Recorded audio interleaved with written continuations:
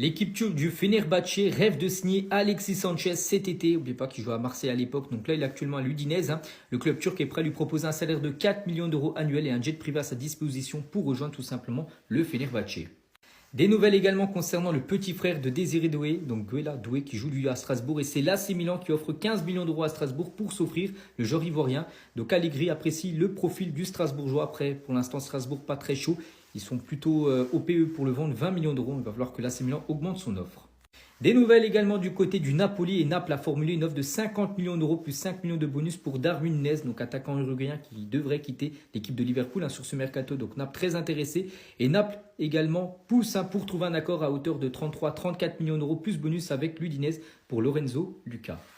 Et on finit aujourd'hui avec un Here We Go de Fabrizio Romano. Il s'agit de l'attaquant suédois Anthony Elanga. Il va quitter Nottingham Forest, rejoindre Newcastle. Prix du transfert 65 millions d'euros, ce qui veut dire que Newcastle la saison prochaine aura 2 attaquants suédois en attaque. Donc Elanga avec Alexander Isak.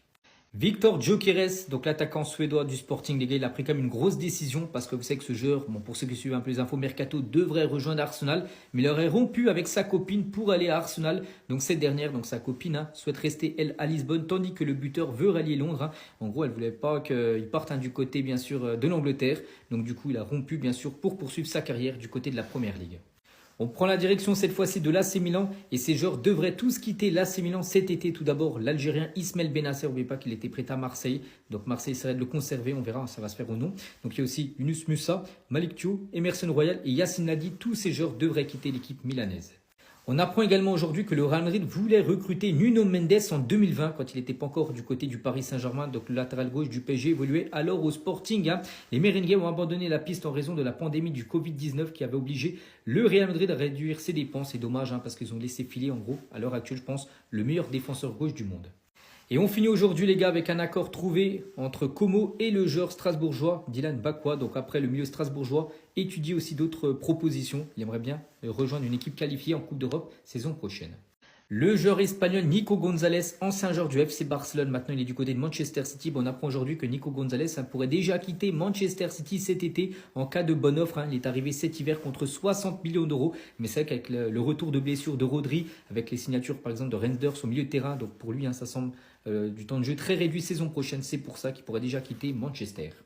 On va parler cette fois-ci de l'AS Roma et l'Inter Milan ont contacté Palmeiras pour Richard Rios, donc milieu de terrain de l'équipe de Palmeiras. Les gars, le club brésilien réclame 30 millions d'euros pour libérer son joueur.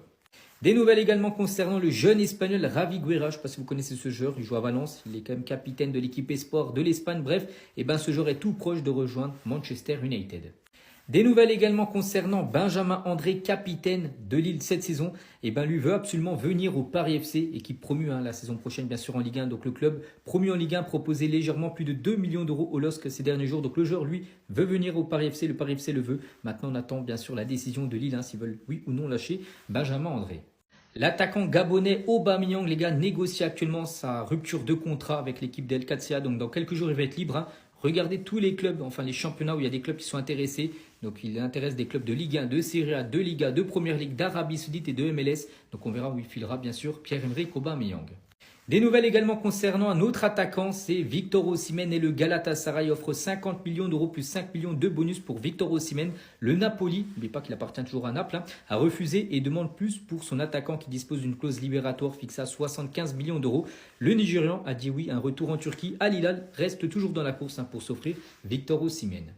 Des nouvelles également concernant Axel Disasi, défenseur français de Chelsea. Lui, ça sent le départ. Vraiment, il y a très peu de chances qu'il reste. Bref, Villarreal a contacté Axel Disasi. Chelsea demande 30 millions d'euros pour ce défenseur qui devrait quitter le club cet été. Les négociations sont actuellement en cours. Donc Newcastle est également sur le dossier, tout comme d'autres clubs de Première Ligue et des clubs de Serie A. Et on finit aujourd'hui juste avec une petite info également. Mercato, les gars, officiel à seulement 14 ans. Il va jouer en National 2. C'est ce tout jeune joueur, les gars, né en 2010. Jess Kansous rejoint le FC Istres en provenance des U15 de l'Olympique de Marseille.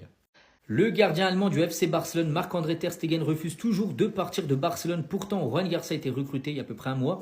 Et Chesney a prolongé officiellement son contrat de 2 nouvelles années. Mais pour l'instant, Ter Stegen, pour lui, c'est hors de question de quitter le FC Barcelone.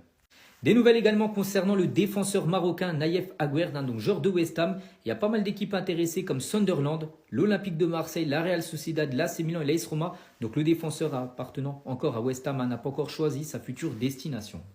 Des nouvelles également concernant Dusan Vlahovic, l'attaquant serbe de la Juventus Turin. Et on apprend aujourd'hui que l'entourage de Dusan Vlahovic a eu des contacts avec l'AC Milan et l'Inter Milan pour une arrivée libre en 2026. C'est pour ça que la Juve chercherait bien sûr à le vendre là, sinon il pourrait partir libre dans un an dans un de ces deux clubs-là. Et toujours avec la Juventus Turin, cette fois-ci dans le sens des arrivées, la Juventus suit de près la situation de Wilfried Ndini, milieu de Leicester, mais il ne veut pas jouer à Leicester en deuxième division anglaise, donc il pourrait partir, donc le joueur est disponible pour environ 9 millions d'euros. Et on finit toujours avec la Juve, qui est toujours très intéressée par la signature du défenseur du FC Barcelone, Ronald Araujo.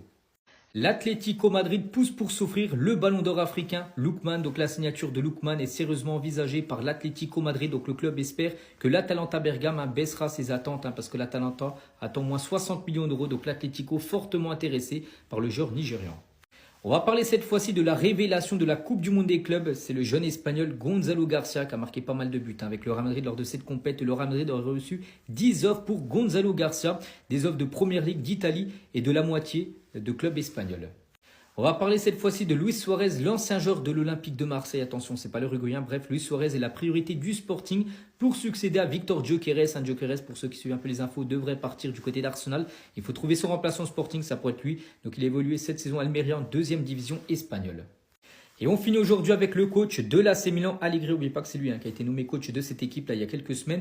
Bref, il confirme l'arrivée de Luka Modric à l'AC Milan. Il a dit il arrivera en août. C'est un joueur important et extraordinaire. Il n'a pas besoin d'être présenté. Donc Modric arrivera bien du côté de l'AC Milan après la Coupe du Monde des clubs.